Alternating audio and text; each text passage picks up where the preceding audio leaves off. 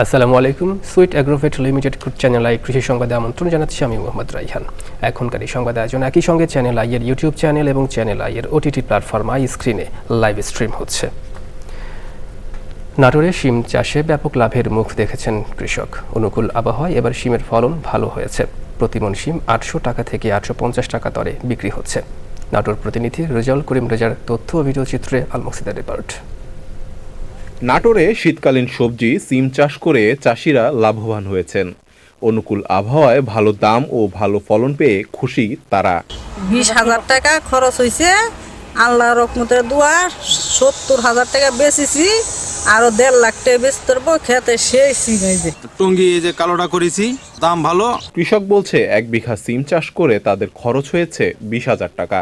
আমি 3 বিঘা জমিতে সিম চাষ করছি, এদিকে 2.5 লক্ষ টাকা বিক্রি করছি, আরো বিক্রি করবো সামনে। সিমের বাজার 850 টাকা মূল, 5 কাঠা ভি লাগাচ্ছি। অর্ধেক দাম যদি বাড়ে তাহলে কৃষকরা বাঁচবে।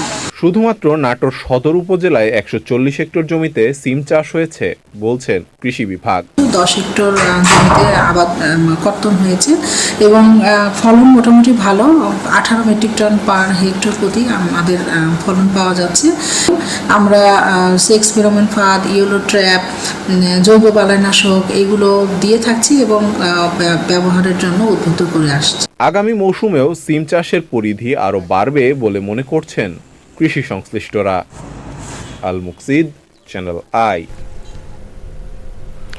বঙ্গোপসাগর উপকূলে আবারও বেড়েছে জলদস্যুদের তৎপরতা। দস্যু আতঙ্কে জীবনের ঝুঁকি নিয়ে সাগরে যেতে বাধ্য হচ্ছেন উপকূলের জেলেরা। আইন শৃঙ্খলা বাহিনীর নজরদারি বাড়ানোর দাবি তুলেছেন জেলেরা।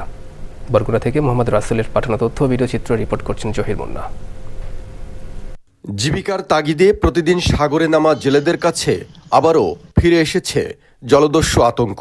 বরগুনার পাথরঘাটার পদ্মাগ্রামের জেলে আব্দুল সর্দার জানান, ফেব্রুয়ারির 10 তারিখ কটকা এলাকায় মাছ ধরতে গিয়ে জলদস্যুদের হাতে অপহৃত হন তিনি। অমানবিক নির্যাতন ও মুক্তিপণ দিয়ে ছাড়া পেলেও আতঙ্ক কাটেনি এখনো। উঠে নিয়ে পায়ে শিকল দিছে, শিকল দিয়ে তারপরে রাখছে। আমরা এখানে 4 দিন ছিলাম। 4 দিনের ভিতরে প্রতিদিনই অত্যাচার করতো। পায়ে শিকল দিয়ে 2 জনের ঠ্যাং মিলাইয়া তারপর শিকল দিয়ে তালা দিয়ে থইত। ভুক্তভোগী জেলেদের দাবি, শুধু তারাই নন, এখনো অন্তত অর্ধশত জেলে জলদস্যুদের হাতে আটক রয়েছেন। দস্যুদের ভয়ে সাগর ও বন সংলগ্ন এলাকায় মাছ ধরতে পারছেন না তারা। এতে বন্ধ হয়ে পড়েছে উপার্জন, বাড়ছে আর্থিক সংকট। একজন লোক ধরার পর এখন আর নদীতে কেউ যায়ই না। প্রশাসন আগের মতো যদি সাধারণ মানুষ দিয়ে সোর্স হিসেবে কাজ করাইছে, এইভাবে যদি কাজ করায় তাহলে অতি দ্রুত জলদস্যু নির্মূল করা সম্ভব।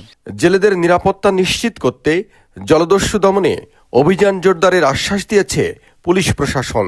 তো যারা চলে এসেছে তাদের বিকাশে টাকা লেনদেন হয়েছে, তারা যদি এখনই আমাদের থানাতে অভিযোগ দেন তাহলে আমরা অবশ্যই এটা এফআইআর হিসেবে গ্রহণ করব এবং যথাযথ প্রক্রিয়া মেনটেন করেই আমরা আপ্রাণ চেষ্টা করব যারা এর সঙ্গে যুক্ত আছে তাদেরকে ফাইন্ড আউট করে আমরা আইনের আওতায় নিয়ে আসবো ইনশাআল্লাহ।